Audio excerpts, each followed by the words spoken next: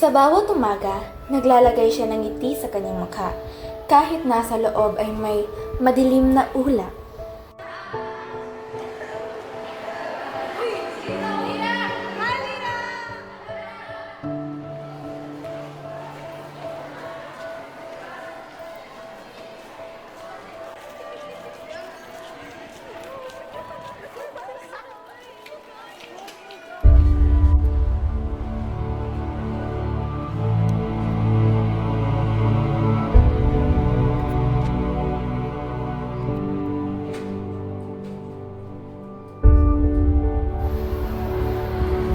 Sa kanyang mga sulat, naroon ang boses na hindi niya masabi sa iba. Ang takot, ang pangungulila.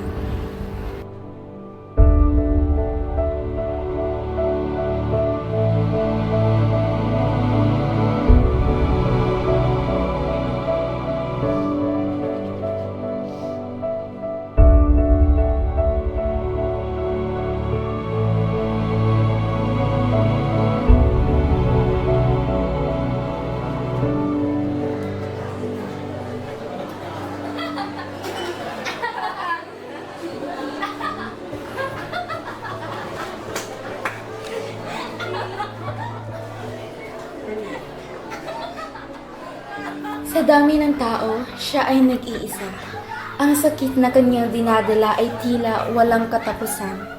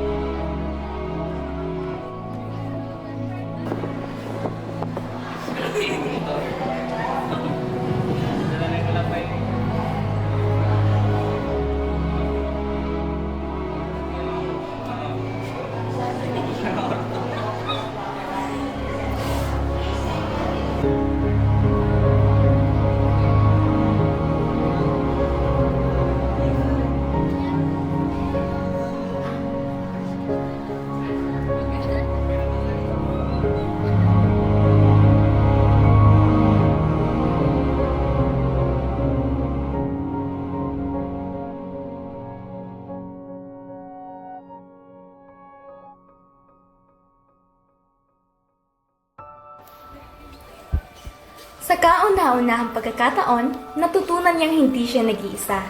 Sa likod ng bawat ngiti at yakap, nariyan ang kanyang kaibigan na handang makinig at umalalay sa bawat hakbang ng kanyang paglalakbay.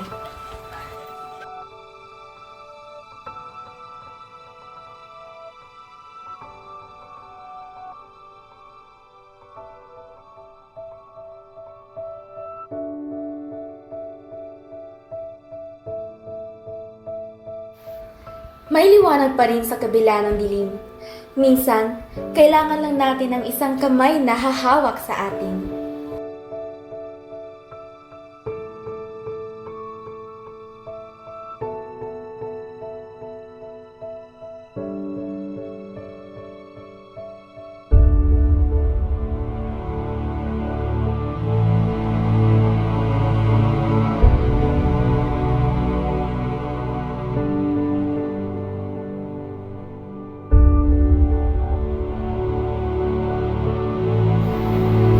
Ang kwentong ito ay nagpapakita na ang pakikipag-usap at ang suporta ng mga kaibigan ay mahalaga sa pagharap sa depresyon. Sa kabila ng mga pagsubok, may pag-asa at tiwanag na naghihintay.